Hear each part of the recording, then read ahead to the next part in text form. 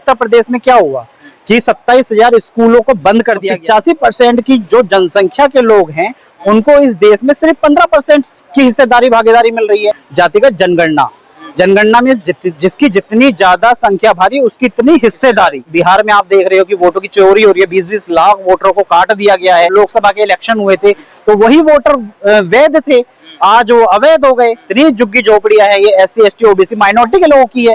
85% के जो लोग हैं उनकी झुग्गी झोपड़ियां हैं, उन झोपड़ियों को तोड़ा जा रहा है। इस बुलडोजर की जो नीति है उसको सेलिब्रेट भी तो किया जाता है। मैं केवल बुलडोजर पे एक ही चीज कहना चाहता हूँ कि इस देश में शायद कानून नाम की कोई चीज ही नहीं है। ओम प्रकाश जी, जिस तरीके से आज डोमा परिसंघ ने दिल्ली प्रदेश की जो मीटिंग बुलाई थी, क्या मकसद है, क्या रहा मीटिंग?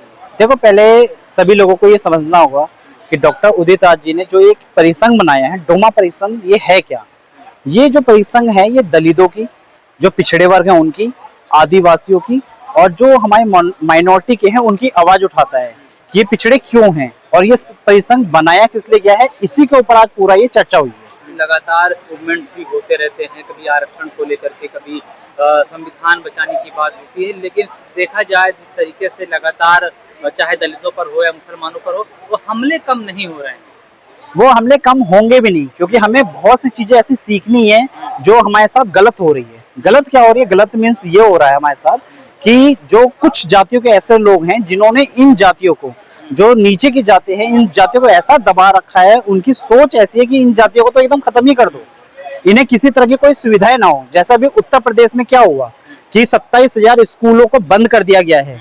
85% और 15% की लड़ाई है। 15% में उच्च जाति के लोग आते हैं, 85% में हमारे ये SC ST OBC माइनॉरिटी आदिवासी के लोग ही आ रहे हैं। तो 85% की जो जनसंख्या के लोग हैं उनको इस देश में सिर्फ 15% की हिस्सेदारी भागीदारी मिल रही है, और जो 15% ही लोग हैं उनको 85% की। तो ये जो भेदभाव हो रहा है, इसी वजह से ये इतनी सारी दिक्कतें आ रही है। इसीलिए हमने एक डिमांड और इसमें रखी है अपने डोमा परिसंघ में, जातिगत जनगणना। जनगणना में जिसकी जितनी ज्यादा संख्या भारी उसकी इतनी हिस्सेदारी। तो इसी पे ही हमने डोमा परिसंघ को लेके आगे चल रहे हैं। इसके और भी मुद्दे हैं, जैसे EVM मशीन का मुद्दा चल रहा है इस टाइम। EVM मशीन में जो वोटों की चोरी हो रही है, बिहार में आप देख रहे हो कि वोटों की चोरी हो रही है, 20-20 लाख वोटरों को काट दिया गया है। अभी हाँ, 20 लाख से 56 लाख के बीच में वोटर कटे हुए हैं। अभी एक साल 1.5 साल पहले जब लोकसभा के इलेक्शन हुए थे तो वही वोटर वैध थे, आज वो अवैध हो गए। दिल्ली में आप देख लीजिए आजकल दिल्ली में क्या चल रहा है। जितनी झुग्गी झोपड़ियां हैं ये SC ST OBC माइनॉरिटी के लोगों की है। 85% के जो लोग हैं उनकी झुग्गी झोपड़ियां हैं, उन झोपड़ियों को तोड़ा जा रहा है। लेकिन वो कह रहे हैं कि ये अवैध है, अवैध इसलिए तोड़ी जा रही है। अवैध, ये क्वेश्चन आपने सही पूछा। अवैध है कैसे? अवैध होता कौन है? अगर मान लो झुग्गी झोपड़ी अवैध है, क्यों? सरकारी जमीनों पर, क्योंकि सरकारी जमीन पर बनी है। सरकारी जमीन पर बनी है इसीलिए अवैध है, इसीलिए अवैध है, इसलिए तोड़ी जा रही है। मैं केवल एक क्वेश्चन पूछना चाहता हूँ, अगर ये सरकारी जमीन पर बनी है, अवैध है, तो ये सरकार किसकी है? इसका मतलब ये झुग्गी झोपड़ी तोड़वा कौन रहा है?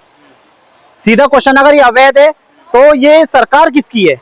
उन्हीं अवैध वोटरों के वोट वैध कैसे हो सकते हैं? हम आपसे केवल जनता से यही पूछना चाहते हैं कि जो अवैध वोट हैं उससे आप कैसे सांसद बन सकते हैं, कैसे विधायक बन सकते हैं, कैसे मंत्री बन सकते हैं, कैसे केंद्रीय मंत्री बन सकते हैं? यही तो सवाल है। और झुग्गी झोपड़ी अगर तोड़ी जा रही है तो इसकी जगह उनको दी क्यों नहीं जा रही है? ऐसा नहीं है कि आप 100% झुग्गी झोपड़ी में से सबको ही आप अवैध कह दो। मान लो सारी अवैध हैं, लेकिन उन गरीब लोगों को रहने की कोई व्यवस्था तो करिए। कहाँ जाएंगे? बरसात का टाइम है, लोग बीमार हैं, बच्चे हैं, स्कूल चल रहा है, तो वो सब लोग कहाँ जाएंगे? सड़कों पे कहाँ सोएंगे? कोई व्यवस्था करिए गवर्नमेंट ने। जहाँ जहाँ पर भी बुलडोजर चलता है, उत्तर प्रदेश में योगी आदित्यनाथ के द्वारा बुलडोजर चलाया जाए तो कहते हैं बाबा का बुलडोजर। मध्य प्रदेश में चलता था शिवराज सिंह चौहान के टाइम में, कहा जाता था मामा का बुलडोजर। मतलब इस बुलडोजर की जो नीति है उसको सेलिब्रेट भी तो किया जाता है। केवल बुलडोजर पे एक ही चीज कहना चाहता हूँ कि इस देश में शायद कानून नाम की कोई चीज ही नहीं है। देश से संविधान खत्म कर दिया गया है, संविधान बचाने के लिए, आरक्षण बचाने के लिए, इसीलिए डोमा परिसंघ बना हुआ है। अगर बुलडोजर ही डायरेक्ट सबके ऊपर चढ़ाना है तो इस देश में कानून क्यों है? ये वकील क्यों है? ये जज क्यों है? ये कोर्ट क्यों है? क्यों आप ये केस कर रहे हैं, FIR कर रहे हैं? सबके घर तोड़वा दो, सब पे बुलडोजर चला दो, सब तोड़ता। कहते हैं अगर लोकतंत्र नहीं होता तो आप बोल नहीं पाते, अगर संविधान नहीं होता तो आप अपनी बात नहीं रख पाते।